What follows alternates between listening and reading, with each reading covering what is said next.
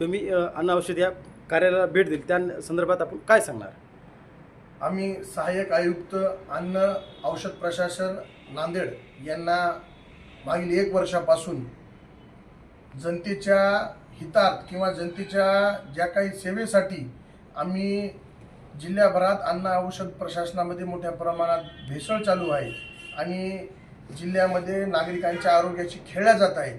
त्यामुळे सहाय्यक आयुक्त अन्न प्रशासन यांना निवेदन दिलं होतं की जिल्ह्याभरामध्ये तेलाच्या माध्यमातून असेल, त्याच्यानंतर तुमच्या विविध अन्नपदार्थाच्या माध्यमातून असेल की भेसळ वाढलेली आहे।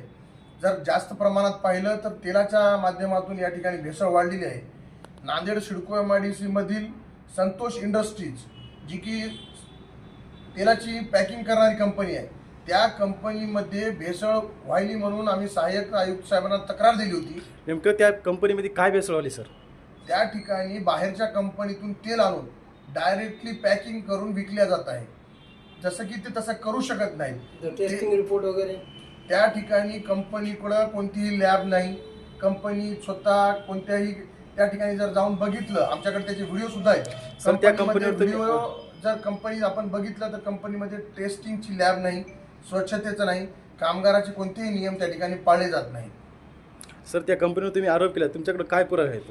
कंपनीच्या भेसळीचे सर्व व्हिडिओ पुरावे आमच्याकडे आहेत, ते आम्ही तुम्हाला देऊ आणि आम्ही अन्न औषध प्रशासनाला ते पुरावे सुद्धा दिलेले आहेत की कंपनी कशा प्रकारचं भेसळ त्या ठिकाणी करत आहे। संतोष इंडस्ट्री फक्त नाव आणि तेल ऑर्डिनरी आणून आज एक मोठ्या कंपनीचं लेबल लावून तेल विकण्याचं काम संतोष इंडस्ट्रीज करत आहे। त्या संदर्भात आम्ही सहाय्यक आयुक्त यांना लेखी तक्रार देऊन कळवलं होतं की सर अशा अशा प्रकारचं प्रकरण त्या ठिकाणी चालू आहे, आपण तात्काळ कार्यवाही करावी।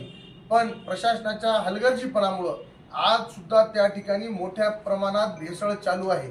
या भेसळीला फक्त जिल्हा औषध आणि अन्न आणि औषध प्रशासन जिम्मेदार आहे। जर भेसळ रोखायची असेल तर मोठ्या प्रमाणात प्रशासनाला तक्रारीच्या अनुषंगाने कार्यवाही करावी लागेल, पण तक्रारीच्या अनुषंगाने कार्यवाही होत नाही। आज आपण जिल्ह्याभरात बघितलं तर हेच तेल विविध शाळेत लेकरांचे अन्न शिजवण्याच्या कामाला येते, विविध मोठ्या मोठ्या शाळेत कॉलेजात कॅन्टीनमध्ये वापरले जाते। आज विद्यार्थ्यांच्या आयुष्याची किंवा त्यांच्या आरोग्याची खेळण्याचं काम इथले धनदांडगे उद्योगपती करत आहेत। त्यांना कुठेतरी रोखलं पाहिजे आणि जनतेच्या हितात कुठेतरी काम केलं पाहिजे, म्हणून आम्ही अन्न आणि औषध प्रशासनाला कार्यवाहीच्या संदर्भात पत्र दिलं होतं। कार्यवाही होत नाही, त्यामुळे भेसळीचं प्रमाण नांदेड जिल्ह्यात वाढलेलं आहे।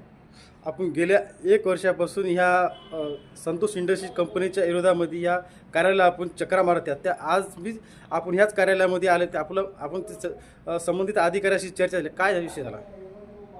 1 वर्ष झालं आम्ही संतोष इंडस्ट्रीज जी की तेलाची भेसळ करणारी कंपनी सिडको येथे आहे, त्याच्या संदर्भात कार्यवाही व्हावी म्हणून निवेदन दिलं।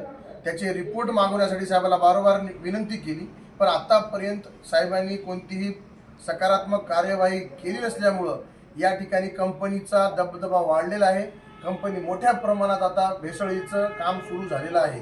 कंपनीच्या विरोधात जर समजा प्रशासनाने कार्यवाही केली नाही तर आम्ही याच्या विरोधात मोठं आंदोलन आज उभारण्याची तयारी सुरू केली आहे आणि येत्या 8 दिवसात संतोष इंडस्ट्रीजच्या विरोधात जिल्हाधिकारी कार्यालयाच्या समोर आम्ही या भेसळीच्या विरोधात, जिल्ह्याभरात चालू असलेल्या भेसळीच्या विरोधात, अन्न भेसळीच्या विरोधात आंदोलन करणार आहोत।